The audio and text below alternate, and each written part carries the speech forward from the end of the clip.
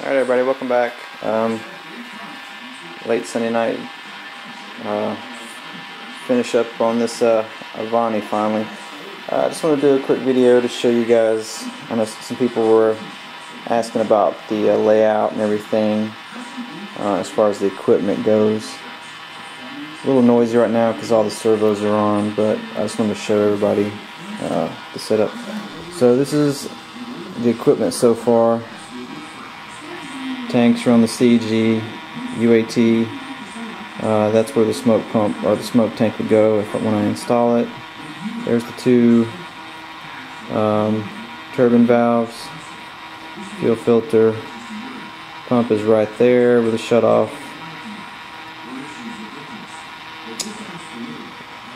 Tank for the landing gear, ECU, gear door sequencer,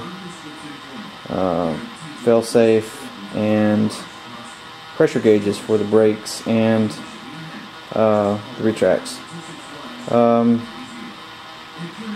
That's what I pumped them up to. They've been holding pressure no problem. The gear uses maybe 10 psi per cycle, so not very much. The brakes are even less. The basically control box for the battery backer and everything. I did move the brake valve and the servo. It was underneath the deck there. Oh, there's two fill valves, brake, landing gear. When I CG'd it today, it was really tail heavy, which is what we expected. And after moving the batteries as far forward, the ECU battery in the nose, it was going to take about 2 pounds plus to balance it. Well, after moving a few things forward, putting that up there, and readjusting the batteries to get them even further into the nose, I'm down to under 1 pound of what I have to add to the nose to CG it. So that's acceptable. It's coming in about 45 pounds.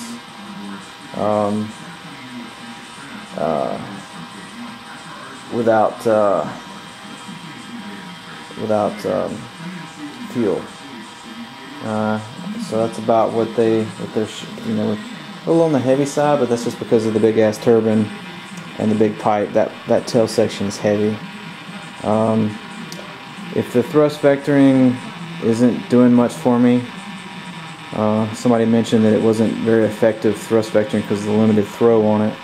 I was able to get a good bit amount of throw, especially in the up and down on mine, so hopefully it's effective. If not, I will ditch the thrust vectoring pipe and the two servos, and then I'll have to take out some weight out of the nose. But when I can, I'm probably going to go ahead and add the pump system, because with the tank, the pump, and another battery in the nose, I can take all the weight out to CG it. So, but anyways, enough of that. Just want to show you guys. Whoa, that's kind of hard to see, but the Vario sensor is in and working. I got receiver voltage on my telemetry and altitude and airspeed, which is what all I really care about. And once I fly the jet and kind of get a feel for it, I'll probably take the telemetry, the GPS sensor out and put it in the F-14. But let's see if I can get a. So let's see. Kind of come over this side to kind of see the gear. All right, so there's your rudder. Lots of throw on the rudder. I already did a video of this, but just to kind of show you guys again. See the thrust vectoring. I gotta get a little bit more throw left and right. It hits on that side right there. I just gotta trim a little bit more. But on the up and down, quite a bit more elevator than I'm probably gonna need. Ailerons. With my flaps. A lot of flaps, more than I probably need. I put a slow on those to make not so jerky.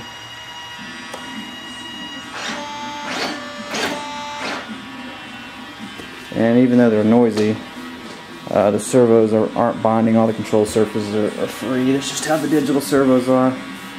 But anyway, so gear up. I was at 80 let's see, 81 psi. So gear goes up, nice and easy, and then sequencer, the gear doors, and dropped 5 psi.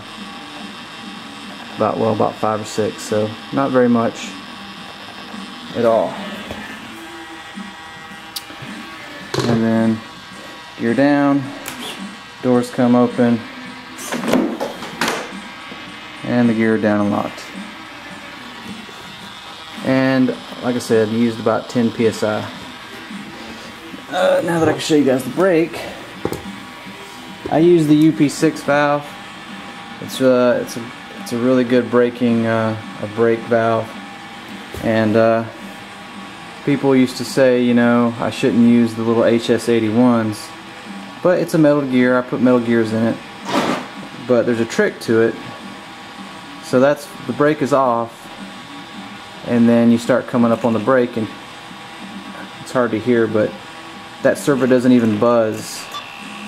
A little bit of buzz there, and then you go into the lock position, and all the force, that's completely all the way in, full brake, and the servo is pretty much straight at the valve, so it takes all the load off the servo.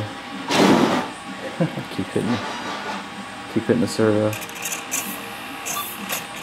So, but that's it.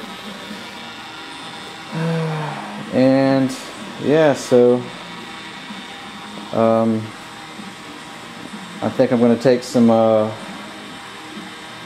BBs and mix them up into some epoxy and kind of make like a little round, kind of like a round tube of it. What I need, so that way I can just slide it in underneath the batteries, because there's like a tray and then there's a couple little cutouts in a bulkhead where you can slide stuff in the nose. I'll just slide it up in there and secure it. That way, when if I ditch the thrust vectoring or add the smoke system, I can remove that weight. So, but yeah, this guy's done. I went ahead and was playing with the turbine a little bit. I don't have any oil yet or fuel to run it, but JetCat, man, it's a different beast. I got to do some reading and learning on that thing. I'm used to King Tex, so but anyways, you guys have a good one. Kind of a long-winded video, but when I get some oil and some fuel mixed up and get a chance to run it, I'll do a video on the turbine. I may take the tail section back off to run the turbine, we'll see. But you guys have a good one. I'll talk to you later.